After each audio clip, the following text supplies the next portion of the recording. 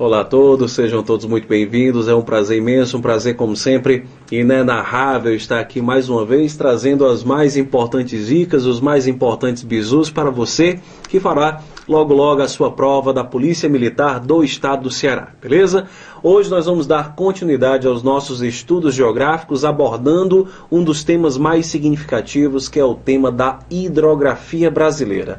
O Brasil, ele tem uma particularidade muito, mas muito intensa, uma particularidade que ele configura como um dos países de maior potencial, de maior densidade hídrica do mundo, e isso sobretudo por conta das questões climáticas. Você que acabou de assistir os nossos vídeos acerca da climatologia brasileira, você perceberá, portanto, que o fator tropical faz com que o Brasil também tenha não só uma grande quantidade de climas e chuvas, como também tenha uma grande quantidade de rios, mas sobretudo rios volumosos, rios caudalosos. O que é um rio caudaloso? Um rio caudaloso é um rio de grande volume d'água. Nós vamos observar que os rios brasileiros não só são rios extensos, rios de grande extensão, de grande comprimento, mas também são rios de grande volume d'água que acabam tornando-os importantíssimos no processo de desenvolvimento hidroenergético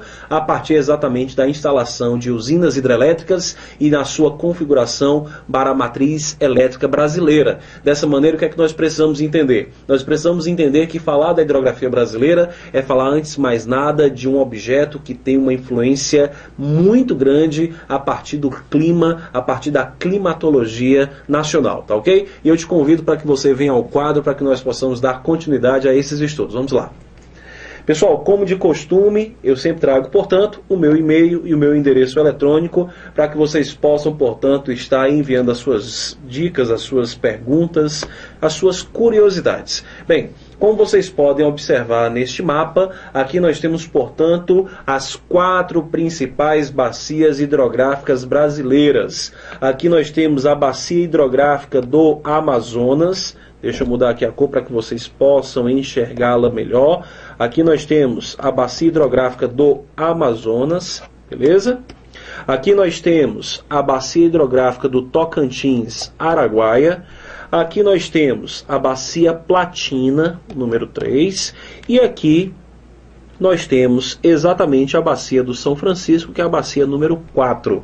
Gente, essas que estão em laranja, quem são elas? São bacias secundárias, bacias de menor importância e que em geral não são cobradas em provas, mas que evidentemente é sempre importante você dar uma lida num livro de geografia para que você possa ter uma noção acerca delas, mas repito, e lhe garanto, são bacias que não têm relevância, que não são significativas para o desenvolvimento econômico regional, são bacias em geral secundárias e que acabam muitas vezes sendo simplesmente ofuscadas pela dimensão das 4 principais que nós acabamos aqui de mostrar para vocês. Enfim, nós temos as 4 grandes bacias brasileiras: bacia do Amazonas, a número 1, a bacia do Tocantins-Araguaia, a número 2, e a bacia Platina, número 3, e a bacia do São Francisco, que é a bacia de número 4. Essas são, portanto, as 4 principais bacias brasileiras. Lembrando que a bacia do Amazonas não é uma bacia exclusivamente brasileira, ela é uma bacia internacional. Não se esqueçam que o rio Amazonas nasce em terras peruanas, na Cordilheira dos Andes, assim como a bacia Platina, a de número 3, ela também não é exclusivamente nossa.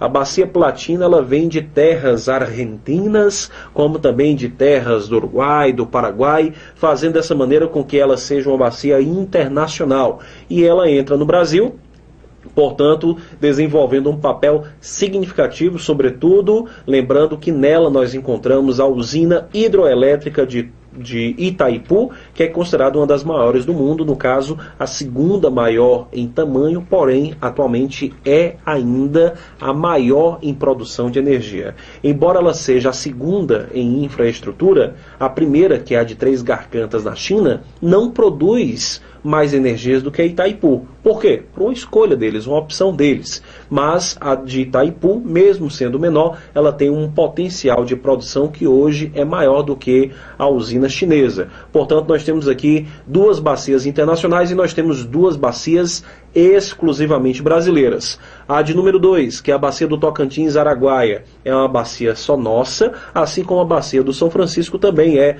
uma bacia exclusivamente brasileira. E a pergunta é, o que é uma bacia hidrográfica? Pessoal, sempre que nós falarmos em bacias hidrográficas, a primeira coisa que você não pode esquecer, por gentileza, é que uma bacia hidrográfica nada mais é do que um conjunto de rios drenado ou banhado por um rio principal e pelos seus rios afluentes. Vamos entender o que são os rios afluentes. Os rios afluentes, para você que nunca ouviu falar deles, são os chamados rios secundários, que desaguam dentro de um rio principal.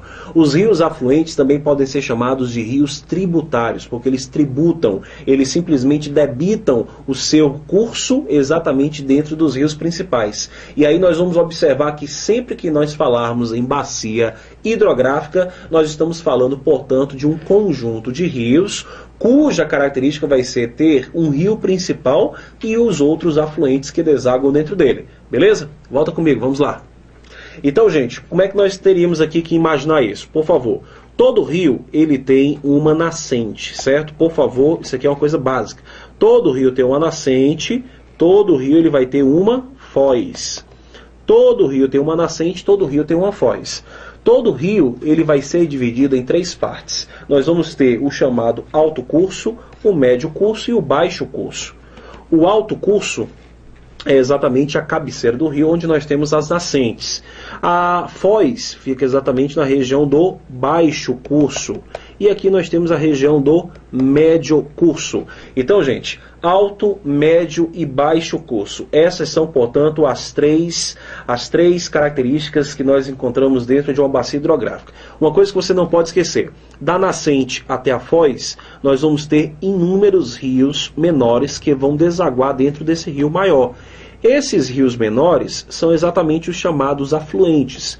Os afluentes, eles desaguam dentro do rio principal e por isso são chamados de braços do rio. Gente, se eu pegar o rio principal e juntar com os afluentes, percebam, portanto, que nós vamos ter uma gigantesca área drenada por eles. Que parece aqui, você deve estar assemelhando isso a uma folha. Mas observe que todo rio ele vai ser, portanto, caracterizado dessa forma. Ele vai ter uma nascente, ele vai ter uma foz, e ao longo do seu curso ele vai receber inúmeros rios secundários, que são rios de menor importância, que vão desaguar, portanto, dentro dele, fazendo dessa forma com que nós tenhamos uma ampliação da área banhada por esse rio, que é denominada de bacia hidrográfica. Beleza?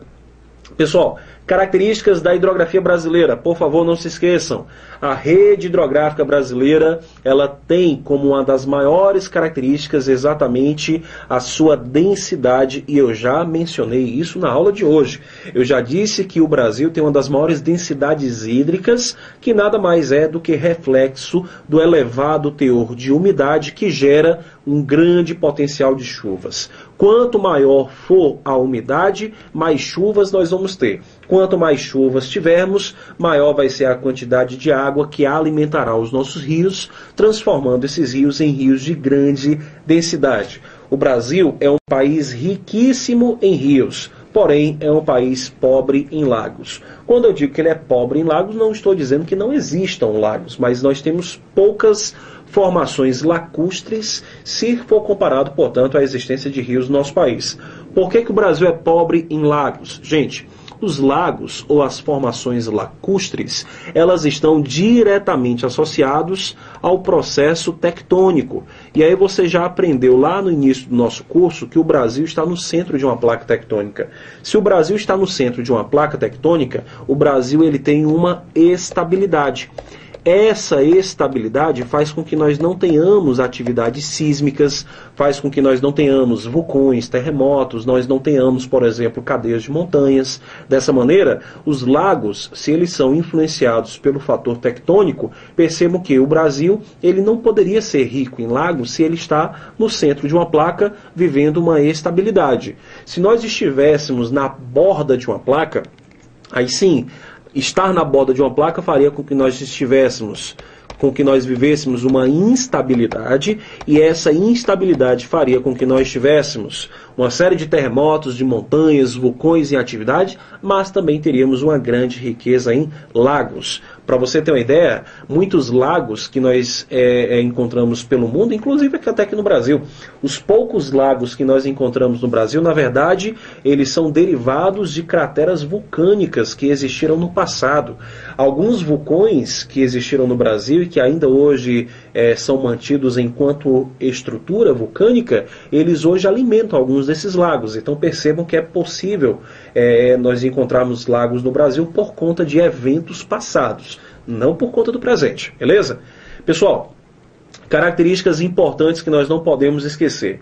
Sempre, sempre, sempre que falarmos na hidrografia brasileira, não se esqueçam que nós temos alguns conceitos básicos. Regime, por exemplo. O regime é a fonte alimentadora. É exatamente o responsável por alimentar e por manter os rios brasileiros vivos. Pessoal, imagina só. Se nós não tivéssemos quem alimentasse os rios secariam, evidentemente. O que é que nós precisamos entender? Os rios, além de sofrerem um processo muito grande de evaporação por conta das temperaturas, eles ainda são intensamente consumidos, seja pelo homem, seja pelas indústrias, pelas atividades agropecuárias, eles são intensamente consumidos. Dessa maneira, o que é que nós vamos perceber? Se nós não tivéssemos um regime responsável por reabastecer, por realimentar, por manter os rios vivos, esses rios, evidentemente, eles secariam. Dessa maneira, o que nós vamos perceber é que o regime, ele nada mais é do que a fonte alimentadora, a fonte que mantém os rios vivos. E no caso, nós temos 3 tipos de regimes. Nós temos o regime pluvial, que é o regime baseado no potencial de chuvas. Nós temos o regime nival, que é aquele baseado no derretimento das neves, e nós temos o regime glacial, que é baseado no derretimento das geleiras. Pluvial, nival, glacial. Observe que dos 3, no Brasil nós vamos encontrar 2. No Brasil nós encontramos predominantemente o regime pluvial, que é o regime de abastecimento das chuvas, e no Brasil nós encontramos o regime nival, que é o regime de derretimento das neves. Aí você pergunta, e as neves, elas existem no Brasil? No Brasil em si, a gente sabe que lá no sul, vira e mexe, a gente tem uma neve aqui e acolá. Mas não é no sul não, viu? Cuidado, uma coisa importante. A neve que muitas vezes nós registramos no sul do Brasil, ela não tem uma importância para manter os rios brasileiros vivos. Na verdade, o rio que recebe o derretimento das neves no Brasil é o Rio Amazonas. Aí você pergunta, mas o Amazonas neve? Tem neve lá? Neva? Não, gente, lá não neva. Só que, como eu falei para vocês há pouco tempo, o Rio Amazonas ele é um rio internacional. Ele nasce no Peru, na Cordilheira dos Andes, a quase 3.000 metros de altitude. Lá, no topo da Cordilheira dos Andes, nós temos neves constantes que durante um determinado período do ano sofrem um derretimento, e o derretimento das neves andinas acabam alimentando os rios que formam o Amazonas. Lembrando que o Amazonas ele entra no Brasil com 2 nomes. Ele entra com o nome de Solimões e de Rio Negro. E esses 2 rios, o Rio Solimões e o Rio Negro, eles são exatamente alimentados pelo derretimento dessas neves, como eu acabei de mencionar. Dessa maneira nós encontramos esses 2 regimes, beleza? Volta comigo, vamos lá. Então nós temos o seguinte, ó. Nós temos o regime pluvial, que é predominante no Brasil. Nós temos o regime nival, que também é encontrado apenas no Amazonas. E o regime glacial, que não existe aqui no Brasil e que está muito mais atrelado a países mais ao norte, como por exemplo o Canadá. Muitos dos rios canadenses são exatamente abastecidos pelo degelo glacial, degelo das suas geleiras, beleza? Então, como eu já expliquei, exceto o Amazonas, que é também abastecido pelo derretimento das neves andinas. Outras características importantes. O Brasil, como é um país que chove pra caramba, gente, é um país de rios perenes. O que é um rio perene? É um rio que não seca.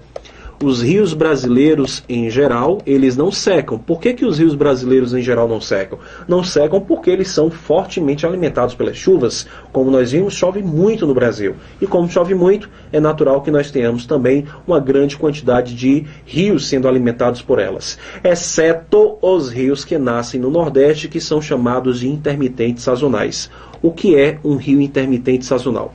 A palavra intermitente significa temporário. Temporário.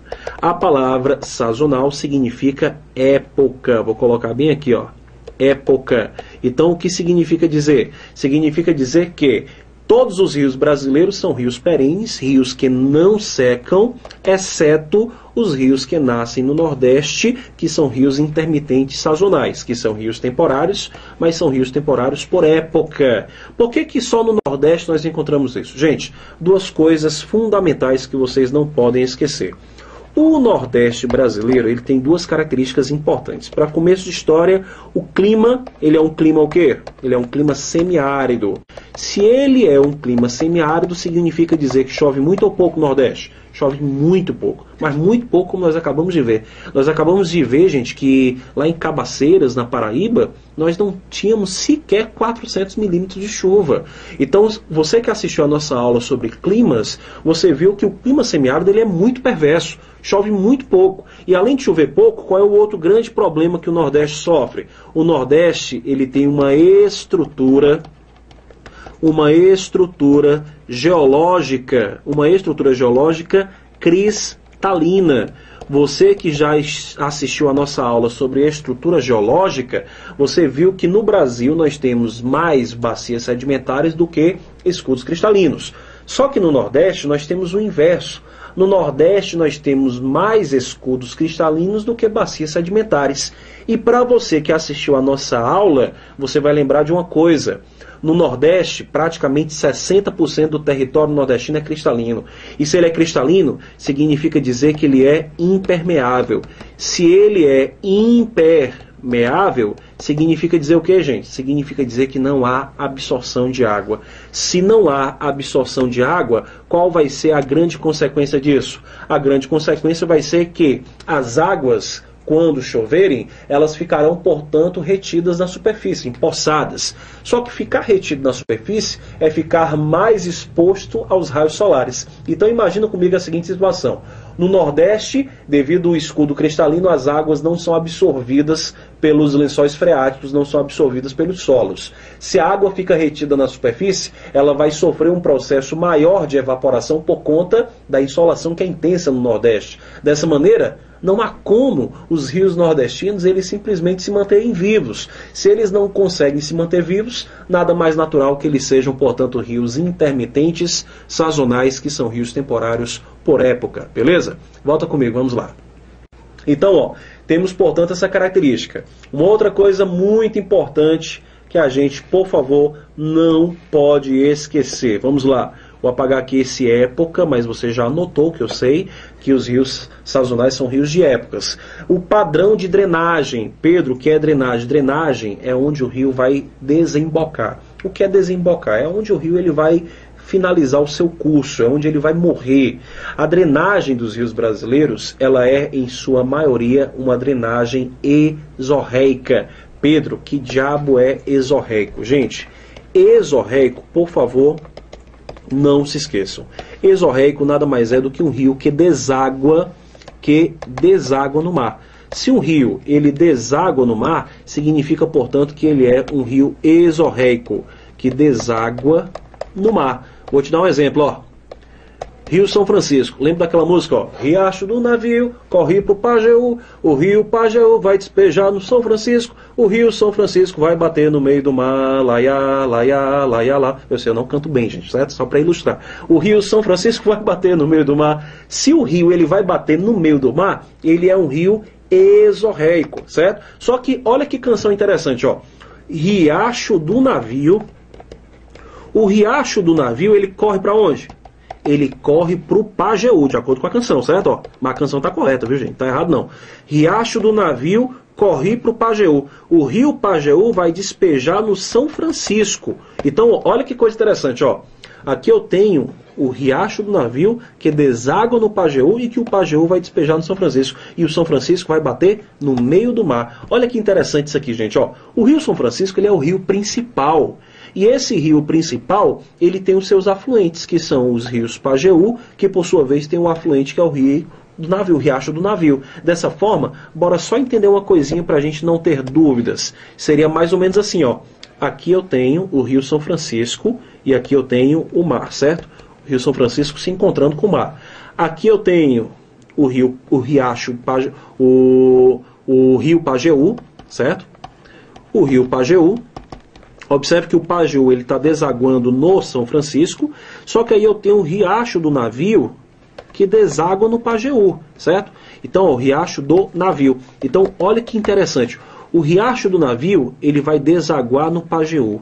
Depois que ele deságua no Pajeú, o Pajeú ele vai desaguar no São Francisco. E do São Francisco ele vai bater no meio do mar. Ou seja, eu tenho um rio secundário que eu tenho um rio terciário, gente. Eu tenho dois rios afluentes. O Riacho do Navio e o Riacho Pajeú, beleza? Então, por favor, não se esqueçam disso. A hidrografia brasileira é bastante utilizada para a produção de energia hidrelétrica e muito pouco para a navegação. Por quê, Pedro? Gente, os rios brasileiros são rios planáuticos. Se eles são planáuticos, eles possuem uma grande quantidade de quedas d'águas. Se eles têm grandes quantidades de quedas d'águas, não há espaço para navegabilidade, entende? Aqui nós temos, por exemplo, a bacia do Amazonas. Bora ver aqui uma coisa importante. A bacia do Amazonas, gente, nós vamos observar que ela drena praticamente 60% do território brasileiro, nasce nos Andes, em terras peruanas, como nós já aqui identificamos, e quando entra no Brasil, eles entram com o nome de dois rios. Nós temos o Rio Solimões e nós temos o Rio Negro, beleza? Nessa bacia nós encontramos o maior potencial hidráulico do país e do mundo, gente.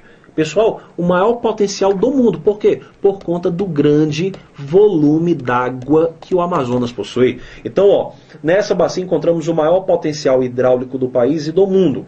Aqui nós temos uma baixa declividade.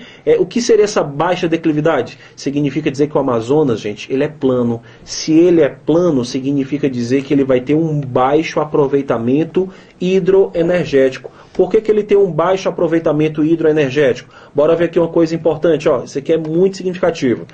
Os rios, quando eles são planáuticos, eles têm grandes quedas d'água, que são as cachoeiras. Só que observe que aqui é um trecho planáutico, mas aqui é um trecho plano. O Amazonas, gente, ele é quase totalmente plano. São pouquíssimas as existências de cachoeiras ou de quedas d'água no Amazonas. Dessa maneira, o Amazonas ele tem uma baixa declividade, porque declividade é exatamente a queda. Se eu tenho praticamente um rio plano, a declividade ela é muito baixa. Então observe que o Amazonas ele é muito bom para a navegação, diferente dos demais rios brasileiros, e ele é péssimo para o aproveitamento hidroenergético. Entendido, gente? Por favor, não se esqueçam disso. 75% dos recursos hídricos do Brasil estão na região norte. Olha como as águas elas são mal distribuídas no Brasil. Pessoal, sabe quantas águas, em termos percentuais, nós temos no Nordeste? Enquanto no Nordeste é apenas 3% da riqueza hídrica nacional, na região norte nós temos 75%. Então nós temos uma concentração muito grande de água. Possui o Amazonas a maior e mais variada fauna fluvial do mundo, mais de 1.500 espécies de peixe e o maior peixe de água doce do mundo, que é o pirarucu. É claro, essa informação aqui, que ele é o maior do mundo, ela está sendo hoje combatida, porque dizem que existe, por exemplo, a arraia de água doce, que hoje é maior do que o pirarucu. Mas, se ele não for o maior do mundo, ele está entre os maiores do mundo. O pirarucu, um peixe legitimamente brasileiro encontrado em águas amazônicas. Aqui nós temos a bacia do Tocantins-Araguaia, que é a maior totalmente brasileira. Repito, a do Amazonas é a maior, mas não é só nossa. Essa daqui não. Essa daqui a gente pode estufar o peito e dizer que ela é só do Brasil e que dessa forma é a maior totalmente do Brasil. A bacia do Tocantins, ela banha praticamente 10% do território natural, frente aos 60% do Amazonas. A gente viu que a do Amazonas banha 60%, essa banha só 10%. Então, o tamanho delas é indiscutível. É claro que o Amazonas é maior. Só que essa é a maior totalmente nossa. E ela atravessa regiões pouco povoadas, porque ela está concentrada na região centro-oeste, pegando partes da região norte do Brasil, regiões que são pouco povoadas e, sobretudo, é um importante meio de transporte para as populações locais. A bacia do Tocantins-Araguaia, ela também vem sendo alvo de grandes críticas por conta de um audacioso projeto que é a construção da hidrovia Tocantins-Araguaia, que vem sendo fortemente criticada devido aos impactos que esse projeto está gerando, sobretudo não só a destruição de áreas de proteção ambiental, como a destruição de patrimônio histórico-cultural, com a destruição de reservas indígenas, por exemplo. Isso faz com que esse projeto ele seja alvo de grandes críticas. Temos a Bacia do São Francisco, que é a segunda maior totalmente brasileira, o chamado Velho Chico, carinhosamente assim chamado porque é um rio muito antigo e que evidentemente é uma dádiva para o Nordeste, assim como o Nilo é para o Egito. O Rio São Francisco, que também além de ser chamado de Velho Chico, é chamado de Rio dos Currais. E ele é chamado de Rio dos Currais porque durante o período de introdução da pecuária no Brasil, nós vamos observar uma coisa muito importante, gente. Por favor, não se esqueça. Olha que coisa interessante. Quando os portugueses puseram os pés pela primeira vez, eles ocuparam o litoral. E no litoral eles instalaram a produção canavieira. Só que junto com a produção canavieira, eles também instalaram a produção pecuarista. E o que aconteceu foi que o gado começou a destruir as produções canavieiras, como também começou a danificar o solo. Foi aí que Dona Maria I, a louca, famosamente a louca, ela emitiu uma carta régia dizendo que a produção pecuarista deveria ser conduzida para o interior. E chegando ao interior, foi exatamente através do Rio São Francisco que eles conseguiram o êxito de ocupação do interior. Isso porque o Rio São Francisco, gente, ele era o único, como ainda é, o único rio do Nordeste que não seca. Por quê? Porque ele não nasce no Nordeste. O São Francisco nasce em Minas Gerais, no Sudeste. Como ele nasce no Sudeste, ele é o único rio do Nordeste que não seca por conta disso. E aí nós vamos observar que ele foi chamado de Rio dos Currais exatamente porque a ocupação do interior foi feita através de suas margens, fazendo dessa maneira com que nós tivéssemos, portanto, uma grande e exitosa ocupação por conta disso. Beleza? Volta comigo, vamos lá. Então nós temos aí o famoso Rio São Francisco, o Velho Chico, ou o Rio dos Currais. O Rio São Francisco nasce na Serra da Canastra, em Minas Gerais, corta o sertão da Bahia, faz divisa entre Bahia e Pernambuco e também entre Alagoas e Sergipe, desaguando no Oceano Atlântico. É utilizada tanto para navegação quanto para irrigação e também para a produção de energia. Pessoal, a última bacia que nós vamos discutir é a Bacia Platina, que é assim chamada porque o rio principal é o chamado Rio do Prata. O Rio do Prata, que é o principal rio dessa bacia, faz com que a bacia seja chamada de Platina. E aí uma coisa muito importante, a Bacia Platina é uma bacia que passa por 4 países. Passa pela Argentina, passa pelo Uruguai e passa também pelo Brasil. E na verdade ainda tem um 5º país que é a Bolívia. Ela pega parte da Bolívia. O que nós vamos perceber é que essa Bacia Platina, ela acaba, portanto, sendo dividida em 3 outras bacias. Nós temos a Bacia do Paraná, aqui no Brasil, de maneira muito forte. Nós temos também no Brasil a Bacia do Paraguai. E nós temos a Bacia do Uruguai. Então, essas são as 3 bacias que, portanto, se formam a partir da Bacia Platina. E aí nós vamos observar que o Rio do Prata, ou da Prata, divisa entre Uruguai e Argentina, é formado por essas 3 bacias que eu acabei de mencionar. A Bacia do Paraná, onde nós encontramos Itaipu, é a que apresenta o maior potencial hidroelétrico instalado do país, abastecendo toda a região sudeste, que é, nós já sabemos, a mais industrializada e populosa do Brasil, além da região sul e parte do centro-oeste. A Bacia Platina, ela também é caracterizada pela existência da Bacia do Paraguai, que atravessa regiões de relevo pouco acidentados, e se eles são pouco acidentados, os declives praticamente são inexistentes, o que torna lento o escoamento das águas e, evidentemente, inutilizado para a produção de hidroeletricidade. Pessoal, a produção de energia hidroelétrica é baseado na velocidade. Se eu tenho, evidentemente, um relevo pouco acidentado, a água não vai correr de maneira veloz. Ela vai correr lentamente. Isso vai tornar o rio muito mais utilizável para a navegação do que para a produção de energia hidrelétrica. Temos a Bacia do Uruguai, que é a menor das 3 bacias e apresenta também, portanto, uma pequena utilização, tanto para a navegação quanto para a produção de energia elétrica. Queridos, encerramos aqui mais uma aula sobre hidrografia brasileira. Espero que vocês estejam gostando tanto do curso quanto eu estou gostando de gravar para vocês. E fica, portanto, meu abraço, meu desejo de bons estudos e espero vê-los ansiosamente na nossa próxima aula, que certamente será logo logo. Tchau, tchau. Um abraço forte e até mais.